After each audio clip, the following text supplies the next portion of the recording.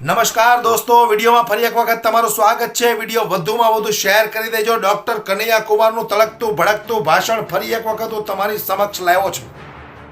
જે રીતે નરેન્દ્ર મોદીની ધુલાઈ કરી છે અને નરેન્દ્ર મોદીને ખરી ખોટી સંભળાવી છે, ડોક્ટર કનૈયા કુમાર કોંગ્રેસના ઉભરતા નેતા, જેમનું ભાષણ સાંભળવાની ખૂબ મજા આવે ને હું તો દરેક ભાષણ કનૈયા કુમારના બે વખત સાંભળું છું। એક જોશ, જુનૂન અને જુસ્સો આવી જાય છે મને પણ ઘણી બધી વખત એમ થઈ જાય કે હું પણ કનૈયા કુમાર જેવો બની જાઉં, જોશીલો યુવાન, દેશ માટે કંઈક કરીને બતાવું। ત્યારે આજે ફરી એક વખત કનૈયા કુમારનું જબરજસ્ત ભાષણ તમારી સામે લાવ્યો છું। દોસ્તો, આશા કરું કે ડોક્ટર કનૈયા કુમારનું ભાષણ પૂરેપૂરું તમે સાંભળશો અને વધુમાં વધુ આ વિડીયો શેર કરી દેજો। સાંભળો તમે ડોક્ટર કનૈયા કુમારને।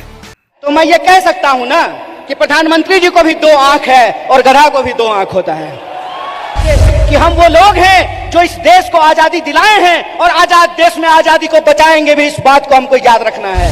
एक बात कहिए कि मैं बहुत महंगा शर्ट पहन करके, मोटा मोटा सोना का सिकड़ी पहन करके, 5 करोड़ का गाड़ी लेकर के आपके पास आऊं और मंच पे खड़ा होकर के गरीबी पे भाषण दूं, आप हम पे भरोसा कीजिएगा?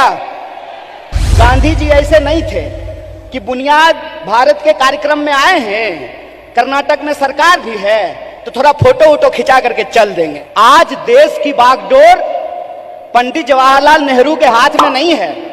आज देश की बागडोर डॉक्टर बाबा साहब भीमराव अंबेडकर के हाथ में नहीं है, जो विदेश पढ़ करके आए थे और इस देश की ड्राफ्टिंग कमेटी में कॉन्स्टिट्यूशन को लिखने का काम किया, बनाने का काम किया।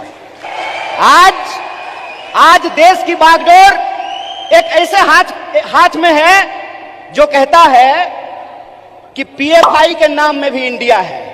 मतलब कुत्ता को भी 4 पैर होता है, गधा को भी 4 पैर होता है, इसलिए सारे गधे कुत्ते हैं। अगर ये रीजनिंग मैं लगाऊं, जो रीजनिंग इस देश के प्रधानमंत्री ने लगाया है, तो मैं ये कह सकता हूं ना कि प्रधानमंत्री जी को भी 2 आंख है और गधा को भी 2 आंख होता है। बोलिए, मैं ये बात क्यों कह रहा हूं? मेरा कोई मकसद नहीं है कि मैं भाजपा, मोदी और आरएसएस की चर्चा करूं। मैं सिर्फ आपको बता रहा हूं कि कितनी गंभीर परिस्थिति में आज हम खड़े हैं। इतनी गंभीर परिस्थिति में खड़े हैं कि संस्थाओं को तो छोड़ दीजिए, व्यक्तियों को भी बोलने का अधिकार नहीं है। इसीलिए जब आज आप यूथ कांग्रेस का झंडा अपने हाथ में उठाए हुए हैं, जब आप कहते हैं यूथ कांग्रेस जिंदाबाद, इसका क्या मतलब है? इसका मतलब यह है कि जिस देश की 55% आबादी नौजवान हो, जिस देश में दुनिया का हर 5वां युवक भारतीय हो, जिस देश में 45 साल में सबसे ज्यादा बेरोजगारी हो, और जिस देश में जिस दिन कारगिल विजय दिवस मनाया जा रहा था, उससे ठीक कुछ दिन पहले कारगिल में लड़ने वाले शहीदों के परिवार के साथ कैसी नग्नता की गई है, ये वीडियो आप लोगों ने देखा है। इसीलिए आप अपनी जिम्मेवारी को समझिए। आप इस गंभीर समय में जो आपकी भूमिका है उसको आपको समझने पड़ेगी। अगर आप चाहते हैं कि इस देश में सत्य का शासन हो और सत्ता पे बैठे हुए लोगों का जो अहंकार है, उस अहंकार को चकनाचूर किया जाए, जिस लोकतंत्र की बुनियाद पर, जिस जमहूरियत के दम पर आज उनको कुर्सी पे बिठाई गई है, अगर आप उनको नीचे उतारना चाहते हैं तो इस बात को आपको समझना पड़ेगा कि इस देश के नौजवानों और विद्यार्थियों को सबसे बड़ी भूमिका निभानी पड़ेगी। गांधी जी ऐसे नहीं थे कि बुनियाद भारत के कार्यक्रम में आए हैं, कर्नाटक में सरकार भी है तो थोड़ा फोटो वोटो खिंचा करके चल देंगे। ये मैं आपकी आलोचना नहीं कर रहा हूं, ये मैं अपनी आलोचना कर रहा हूं। गांधीवादी तरीका यह है कि चंपारण में जब किसान लड़ रहे थे तो गांधी जी शहर छोड़ करके चंपारण चले गए, वहीं आश्रम बना दिया, महीनों तक लड़ते रहे और अंग्रेजों को धूल चटा दिया। ये गांधीवादी तरीका है। आज लोगों को इस देश के इतिहास को दोबारा जाकर के देखने की जरूरत है। क्यों? क्योंकि हम उस पार्टी से हैं जिस पार्टी ने इस देश को आजादी दिलाई है।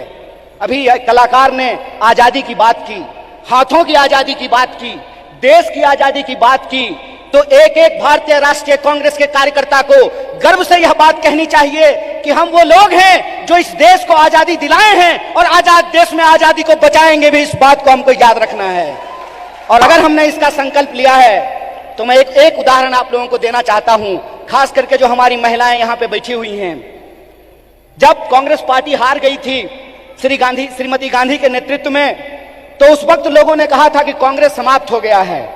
उसके बाद श्रीमती गांधी बिहार गई थी, जहां से मैं आता हूं। वहां पे एक नरसंहार हुआ था और श्रीमती गांधी हाथी पे बैठ करके गई थी शोषितों से मिलने के लिए, उन नरसंहार के जो पीड़ित थे उन परिवारों से मिलने के लिए। और उनके साथ हाथी पे बैठी हुई एक महिला थी, जिस महिला का नाम प्रतिभा देवी सिंह पाटिल है, जो इस देश की पहली महिला राष्ट्रपति बनी थी। इसीलिए हम कहते हैं, गीता में भी लिखा हुआ है कि कर्म करो, फल की चिंता मत करो। आज आप यूथ कांग्रेस के कार्यकर्ता हैं, एनएसयूआई के कार्यकर्ता हैं, आपको कर्म करने की जरूरत है। और हमारा कर्म क्या है? हमारा कर्म है अपने विचार पर चलना। और हमारा विचार क्या है? हमारा विचार है इस देश का संविधान, संविधान की प्रस्तावना। और प्रस्तावना कहता है हम भारत के लोग भारत को प्रभुत्व संपन्न, समाजवादी, धर्मनिरपेक्ष और लोकतांत्रिक गणराज्य बना करके रखना चाहते हैं। इसीलिए जब ये विचारधारा हमारे पास है, इस देश को आजादी दिलाने का इतिहास हमारे पास है, और आज के वक्त में हमको गर्व से यह बात कहना चाहिए कि हम मल्लिकार्जुन खड़गे के सिपाही हैं। हमको गर्व से यह बात कहना चाहिए कि हम राहुल गांधी के सिपाही हैं, क्योंकि राहुल गांधी ने कहा है डरो मत। और उनको डरने की जरूरत नहीं है जो किसी के खिलाफ गलत नहीं किए हैं। उनको डरने की जरूरत नहीं है जो झूठ बोलते हैं। जो झूठ बोलते हैं वो डरें, जो सत्य पर चलते हैं उनको डरने की जरूरत नहीं है। बात कहिए कि मैं बहुत महंगा शर्ट पहन करके, मोटा मोटा सोना का सिकड़ी पहन करके, 5 करोड़ का गाड़ी लेकर के आपके पास आऊं और मंच पे खड़ा होकर के गरीबी पे भाषण दूं, आप हम पे भरोसा कीजिएगा? एक्शन ही कम्युनिकेशन होता है। हमको अपने एक्शन को अपना कम्युनिकेशन बनाना पड़ेगा। और हमारा कम्युनिकेशन बिल्कुल साफ है। हमारा कम्युनिकेशन बिल्कुल साफ है कि यह देश सबका था, सबका है और सबका रहेगा। यह हमारा संकल्प है। हमारा संकल्प है कि इस देश में पैदा होने वाला कोई भी व्यक्ति, चाहे उसकी जाति कुछ भी हो, इस देश में पैदा होने वाला कोई भी इंसान, चाहे उसका लिंग कुछ भी हो, इस देश में पैदा होने वाला कोई भी मनुष्य, चाहे उसका धर्म कुछ भी हो, वो इस देश का नागरिक है। और नागरिक होने का मतलब होता है कि राजा का बेटा राजा नहीं बनेगा। लोकतंत्र में वोट से तय होगा कि हमारा शासक कौन बनेगा। और यह जो लोकतंत्र है, यह लोकतंत्र ही भारत की बुनियाद है। यह लोकतंत्र ही भारत की बुनियाद है। और इसी लोकतंत्र को बचाने का काम यूथ कांग्रेस के एक एक कार्यकर्ताओं को करना पड़ेगा। हम जो झंडा अपने कंधे पे लिए हैं, यह झंडा सिर्फ एमपी एमएलए बनने के लिए नहीं है। यह झंडा इस देश की आजादी को बचाने के लिए। इस बात को याद रखिएगा। इस देश में 2 तरह के लोगों के बीच लड़ाइयां हो रही है। इस मुल्क में 2 तरह के लोग हैं। एक वो लोग हैं जो नफरत फैलाते हैं, एक वो लोग हैं जो इंसान को आपस में बांटते हैं, एक वो लोग हैं जो ऊंच नीच करते हैं, एक वो लोग हैं जो इंसान को लड़ा करके इस देश की शक्ति को कमजोर करते हैं। एक हम वो लोग हैं जो नफरत के खिलाफ हमको मोहब्बत की आवाज को बुलंद करना पड़ेगा। और आखिरी बात बोल करके खत्म करूंगा। जब साहब गा रहे थे तो इनकलाब की बात कर रहे थे, लेकिन हमारे कुछ कार्यकर्ता उसको मोहब्बत की तरह ले रहे थे। तो आखिरी बात बोल करके खत्म करूंगा कि जो नौजवान इश्क नहीं करता वो इनकलाब भी नहीं कर सकता है। जो इंसान मोहब्बत नहीं कर सकता वो परिवर्तन भी नहीं कर सकता है। हम इश्क करेंगे, नफरत को हराएंगे, संविधान की आवाज को बुलंद करके इनकलाब लेकर के आएंगे। और हम उस रास्ते पे चलेंगे जिस रास्ते पे महात्मा गांधी ने चला और एकता का संदेश दिया। हम उस रास्ते पे चलेंगे जिस पर पंडित जवाहरलाल नेहरू ने चला और साहस का परिचय दिया। हम उस रास्ते पर चलेंगे जिस पर डॉक्टर बाबा साहब भीमराव अंबेडकर चले और समानता का बात किया। हम भगत सिंह के वासी हैं, हम भगत सिंह के वासिंदे हैं, हम भगत सिंह के वारिस हैं। हमको भगत सिंह के सपनों का देश बनाना है, गांधी के रास्ते पे चलना है और अंबेडकर के विचारों को आगे लेकर के जाना है। शुक्रिया। इनकलाब जिंदाबाद। जय हिंद, जय भारत, जय।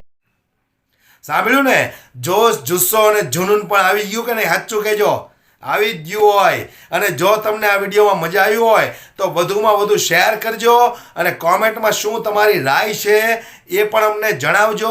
વિડીયો પસંદ આવ્યો હોય તો એક લાઈક કરવાનું ભૂલશો નહીં. આવા જ વિડીયો ડૉક્ટર કનૈયા કુમારના તડકતા ભડકતા જે ભારતીય જનતા પાર્ટીના નેતાઓ ભક્તો ગોબર ભક્તોની ધુલાઈ કરે એવા વિડીયો અમે તમારી સમક્ષ લાવતા રહીશું. અમારી સાથે જોડાયેલા રહેજો. અમારી યુટ્યુબ ચેનલમાં જો નવા હો તો બેલ આઇકન પ્રેસ કરી અમારી યુટ્યુબ ચેનલને સબસ્ક્રાઇબ કરવાનું ભૂલશો નહીં દોસ્તો.